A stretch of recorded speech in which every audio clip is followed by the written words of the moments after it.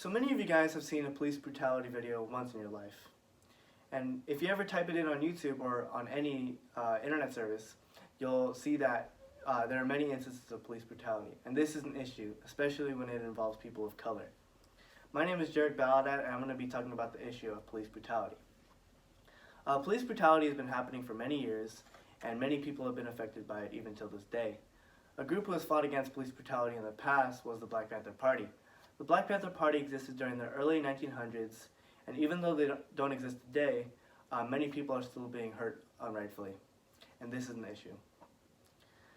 Since I've told you a little bit about the history of police brutality, I'm going to be talking about why police brutality usually occurs. Police brutality usually occurs because of racial discrimination.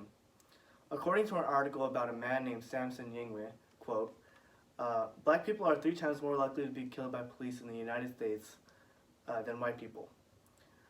More unarmed black people were killed by police than unarmed white people in the past year," end quote. This shows that police officers have a sort of racial bias whenever they do their job. Also, police officers sometimes get the wrong idea and make the wrong decision due to the color of a person's skin, and this is a big issue.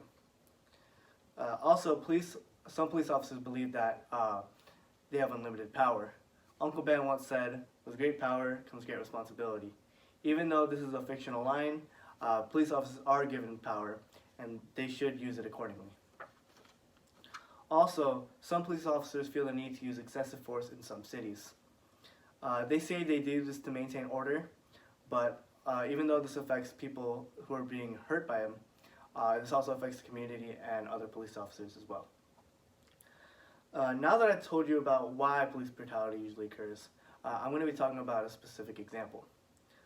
Since there's a lot of police brutality incidents, I'm mainly going to focus on one of the most influential ones that happened in 2009. So basically in 2009, a man named Oscar Grant was shot and killed at the Fruitvale BART station during New Year's Eve. So basically him and his friends were out partying on New Year's Eve, like what normal people do, and so they were coming back from on the Fruitvale BART station, and then they were detained by a group of police officers. And they were explaining themselves, and they were doing everything. They were being reasonable, but the police officers were not. So this leads me to my point.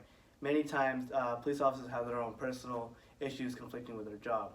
And so during this time, the officer that detained Oscar Grant and put him to the floor and put his knee on his neck showed his group of friends and Oscar no respect. He was calling them names that he shouldn't be calling them, and he wasn't listening to what they were saying. And so this just shows that his past experience were affecting the way he was doing his job, and this is a really big issue.